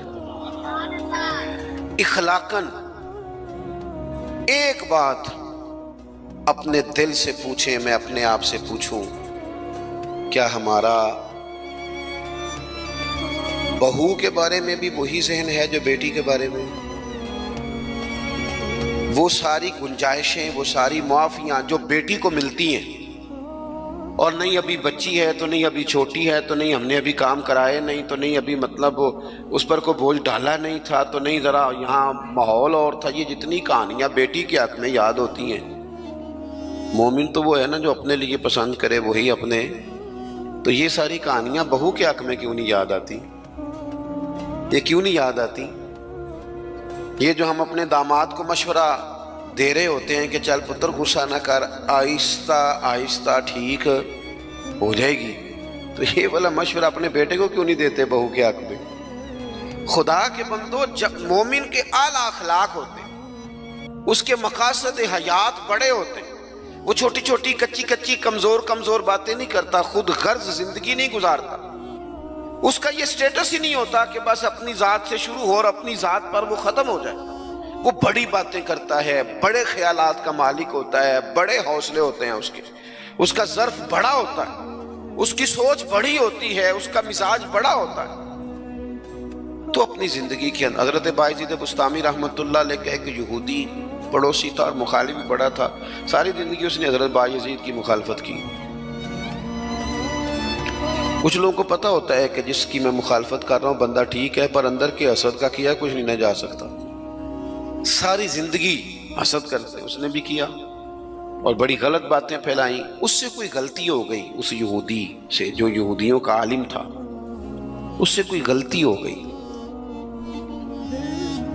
یہودی اس سے ناراض ہو گئے، حالات اس کے خراب ہو گئے، اتنا غریب ہو گیا کہ وہ چراغ جلانے کو بھی پیسے کوئی نہیں، بچہ تھا چھوٹا سا، وہ اندھیرے میں ڈرتا تھا، روتا تھا۔ حضرت بایزید بسطامی گھر آئے تو اپنی گھر والی سے پوچھنے لگے، کل بھی میں نے نوٹ کیا یہ بچہ روتا ہے، آج بھی نوٹ کیا، تو کہنے لگی وہ جو گھر والوں سے پوچھا جو بھی گھر میں موجود تھا، انہوں نے کہا جناب وہ غربت ہے، آپ کو پتہ ہے اس کے حالات بڑے کمزور ہو گئے ہیں، تو بچہ اندھیرے سے ڈرتا ہے، چراغ جلانے کو تیل کوئی نہیں، پیسے کوئی نہیں، دشمن ہے، ساری زندگی مخالفت کی۔ حضرت بایزید نے چراغ میں بتی بھی ڈالی، تیل بھی ڈالا، اس کے دروازے پہ دستک دی، وہ یہودی باہر آیا، آ کر کے آپ کی طرف دیکھا تو آپ نے نا اس کے بولنے سے پہلے فرمایا کہ پوری گلی اور چوک دیکھ لے، بندہ کوئی دیکھ نہیں رہا، اور تو مجھے جانتا ہے میں جھوٹ نہیں بولتا، میں بتاؤں گا بھی کسی کو نہیں، یہ تو چراغ رکھ لے تاکہ تیرا بچہ سو جائے، آرام سے وہ لیٹ جائے، میں کسی سے ذکر نہیں کروں گا، تیرا میرا راز رہے گا، اور میں نے رات کو میں آیا ہوں دیکھ بھی کوئی نہیں رہا۔ وہ یہودی کہتا ہے بولنے کی طاقت ہی کوئی نہ رہی، ہم تو دشمن کو بھی پاکیزہ سزا دیتے ہیں، ہم تو دشمن کو بھی پاکیزہ سزا دیتے ہیں۔ وہ اندر چلا گیا چراغ لے کے، رات بھر بچہ سویا رہا۔ دوسرا دن پھر ہوا، شام تھوڑی سی گہری ہوئی، لوگ اپنے اپنے گھروں میں سوئے، بچہ ڈرتا تھا اندھیرے سے۔ حضرت بایزید نے پھر چراغ میں تیل ڈالا، بتی ڈالی، دروازے پہ دستک دی۔ جب وہ باہر آیا تو فرمانے لگے تو دیکھ رہا ہے کہ کوئی بندہ موجود نہیں، اور تجھے پتہ ہے میں جھوٹ بھی نہیں بولتا، کسی کو بتاؤں گا نہیں، یا یہ لے جا تیرا بچہ سو جائے۔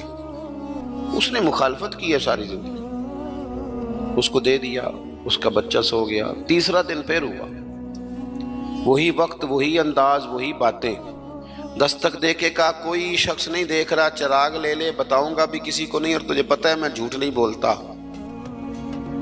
وہ چراغ آپ بڑھا کے دروازہ بند کرنے لگے تھے کہ وہ یہودی زور زور سے چلایا، کہنے لگا باہر آؤ بھی سارے مسلمانوں، نکلو بھی یہودیوں سارے باہر۔ لوگ سارے باہر گلیوں میں آ گئے، کہنے لگے یہ بایزید بسطامی ہے، میں نے ساری زندگی جھوٹے الزامات لگائے، آج جب میری حالت یہ ہے کہ میرے اپنوں سے مجھے کوئی پوچھنے نہیں آتا، اس شخص سے میرے بچے کا رونا نہیں دیکھا گیا، یہ تڑپ گیا ہے کہ کسی کا بچہ کیوں روئے، یہ روز مجھے چراغ جلا کے دے جاتا ہے، گھر میں میرے روشنی ہو جاتی ہے، بچہ میرا سو جاتا ہے، پر میں ساری رات نہیں سوتا۔ میں آج تم سب کو گواہ بنا کے کہتا ہوں، جو میں نے ان کے بارے میں زندگی بھر کہا وہ سارا غلط تھا، اور یہ بھی تمہیں بتاتا ہوں کہ پہلے میں نے دین اسلام سنا تھا، 3 دن ہو گئے میں دین کو دیکھ رہا ہوں، پہلے سنا تھا اب میں دیکھ رہا ہوں۔ کہنے لگا میں تم سب کو گواہ بنا کے کہتا ہوں کہ بایزید بھی سچے ہیں، بایزید کا دین بھی سچا ہے، اور جس رسول کا یہ کلمہ پڑھتے ہیں وہ رسول بھی سچے ہیں۔ اس نے کلمہ پڑھا اور مسلمان ہو گیا۔ ہمارا یہ حال ہے کہ سگا بھائی کہتا ہے کہ مجھے کارنر والا پلاٹ چاہیے، وہ پھر ساری باتیں یاد آ جاتی ہیں اس کو، کہتا ہے کارنر والا چاہیے چونکہ کام تو پہلا میں لگا سا، کمائی تو پہلے میں نے کی تھی، لہذا چھوٹا بھائی جو ہے وہ تو دیر سے آیا تھا تو اس کا تو حق ہی نہیں بنتا، وہ پیچھے جائے، اور کارنر والا پلاٹ یہ زیادہ دیر نہیں لگے گی، 20-25 سال گزریں گے۔ اس طرح آپ والد کو پریشان کر رہے ہیں، اس طرح آپ کے بچے آپ کو کریں گے، خدا نہ کرے، وہ بھی کہیں گے ابا یہ کارنر والا میرا ہے، تو کدھر سے آ گیا۔ تو حضور نے ہمیں اعلیٰ مقاصد، اعلیٰ اخلاق، اعلیٰ کردار، بڑی باتیں کرنے کا۔ ہمارے پاس بڑی کہانیاں ہوتی ہیں پر ساری اپنے حق میں، بڑے دلائل ہوتے ہیں پر سارے اپنے حق میں، بڑی باتیں آتی ہیں پر ساری۔ ہمارے ایک بزرگ کہا کرتے تھے میں ایسے بیوقوفوں کو جانتا ہوں جو کوئی چیز بھی پھینکے نہ تو اپنے گھر میں ہی پھینکتے ہیں، حالانکہ بھولے بھلے بیوقوف اپنے گھر میں پھینکیں۔ تھوڑی سی نا خود غرضی کی چادر اتاری جائے، بڑی سوچیں پیدا کی جائیں، بڑے مقاصد پیدا کیے جائیں، تھوڑا سا نا بندہ کسی کے لیے بھی کبھی دعا کرے، کبھی اس کی آرزو ہو کہ کسی اور کے حق میں بھی وہ خیر کا جملہ کہے۔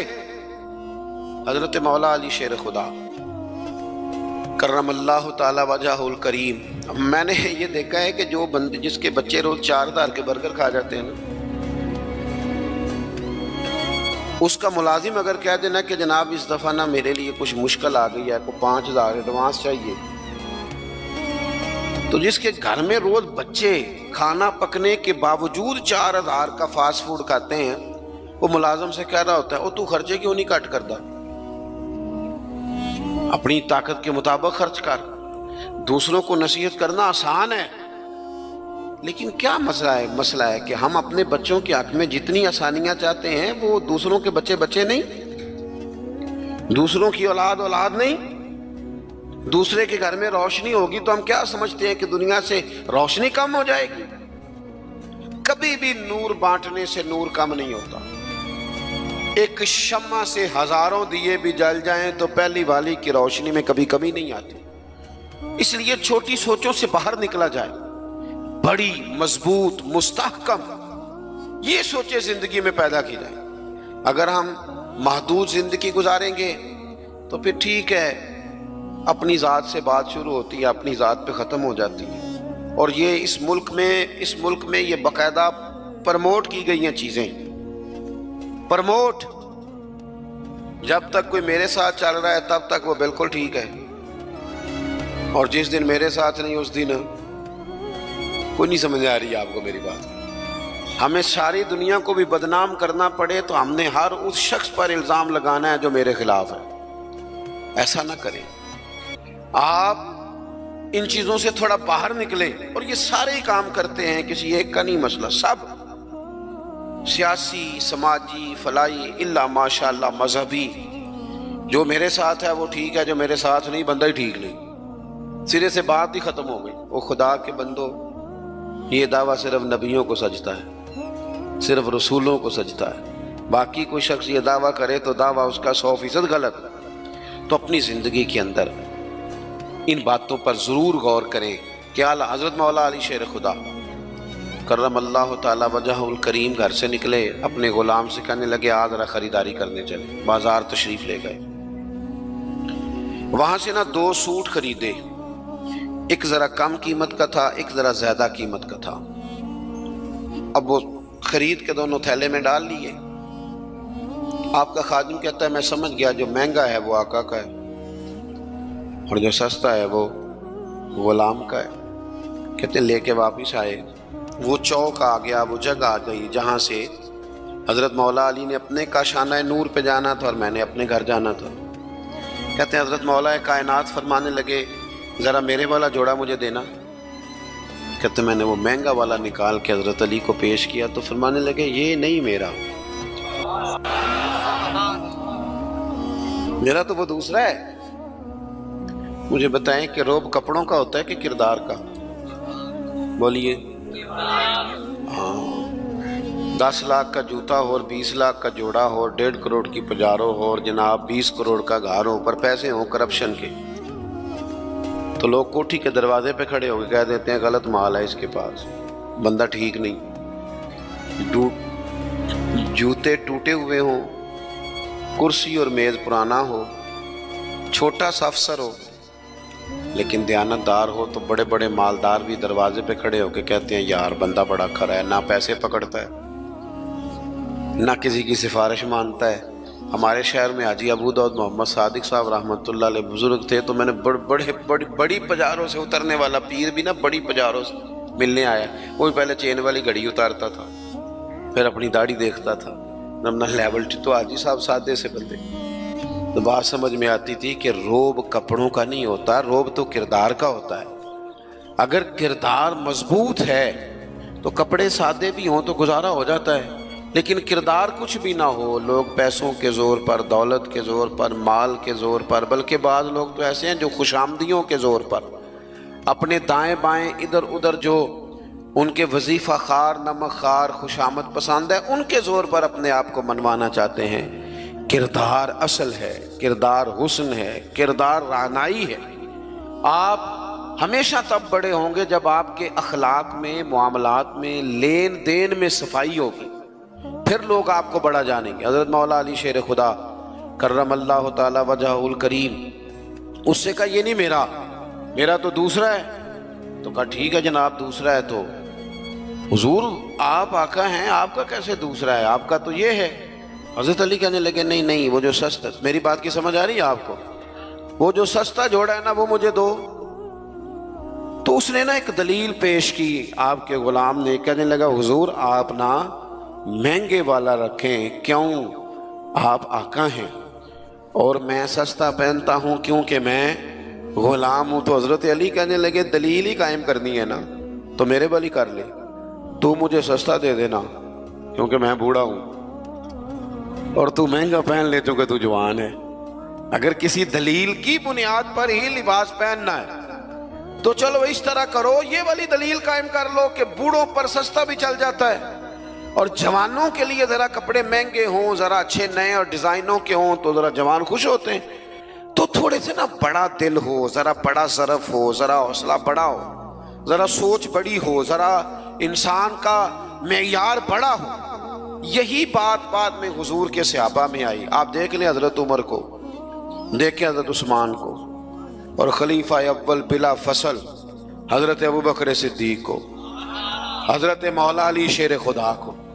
ان لوگوں نے بڑی بڑی باتیں کی، بڑا حوصلہ تھا ان، یہ ہمیشہ انقلابی باتیں۔ حضرت عثمان غنی، ان کا مال آیا پڑا ہے۔ اب ہمارے ہاں تو لوگ مصنوعی قلت بھی پیدا کر لیتے ہیں، لیکن مال آیا ہوا ہے، قلت کے قحط کے دن ہیں۔ آ کے تاجروں نے کہا حضرت عثمان غنی سے کہ آپ جتنے کا خریدا ہے نا، ہم تحقیق بھی نہیں کرتے، ڈبل لے لیں، ہمیں دے دیں۔ حضرت عثمان کہنے لگے مجھے زیادہ نفع ملتا ہے۔ انہوں نے کہا 3 گنا لے لیں، کہنے لگے زیادہ ملتا ہے۔ 4 گنا لے لیں، فرمایا زیادہ ملتا ہے، کہنے لگے اس سے زیادہ ہم نہیں دے سکتے۔ وہ بندہ بتائیں جو زیادہ دیتا ہے۔ حضرت عثمان غنی کہنے لگے مجھے تو 700 گنا کی امید ہے۔ جناب کس طرح؟ تو حضرت عثمان نے مسجد میں اعلان کروایا یا کسی ذریعے سے لوگوں تک پیغام پہنچایا کہ جو غریب گندم نہیں نہ خرید سکتا وہ آ کے لے جائے، آ کے لے جائے نا۔ فرمایا مجھے رب کی بارگاہ سے 700 گنا کی امید۔ تو بڑا دل ہو، بڑا حوصلہ ہو۔ بس بات ختم کرنے لگا ہوں۔ حضور کی جو اولاد پاک ہے اس کا بھی یہی مزاج ہے، زندگی بھر سخاوتیں، لوگوں پر محبتیں، ان لوگوں کا درگزر، ان لوگوں کا اپنے لیے نہیں، انہوں نے جب بھی سوچا نبی کریم کی ساری امت کے لیے سوچا۔ حضرت امام حسن رضی اللہ تعالیٰ عنہ فرماتے ہیں میری والدہ سیدہ طیبہ طاہرہ حضرت فاطمہ الزہرا رضی اللہ تعالیٰ عنہ تو جب دعا مانگتی تھی تب بھی حضور کی ساری امت کے لیے مانگتی تھی۔ ان کی دعاؤں میں بھی بڑے دل کے ساتھ، بڑے حوصلوں کے ساتھ، بڑا اعزاز کے ساتھ بیٹھے رہتے امام حسین۔ بڑی شانیں تھی، سب کچھ تھا، لیکن انہوں نے گھر چھوڑا، قبیلہ چھوڑا، اس لیے کہ دین کی وہ بنیادیں جن کو کمزور کرنے کی کوشش کی جا رہی تھی وہ کہیں کمزور ہو نہ جائیں، وہ آگے بڑھے۔ 1,00,000 دینار آیا حضرت امام حسین کے پاس سویرے۔ کتنا؟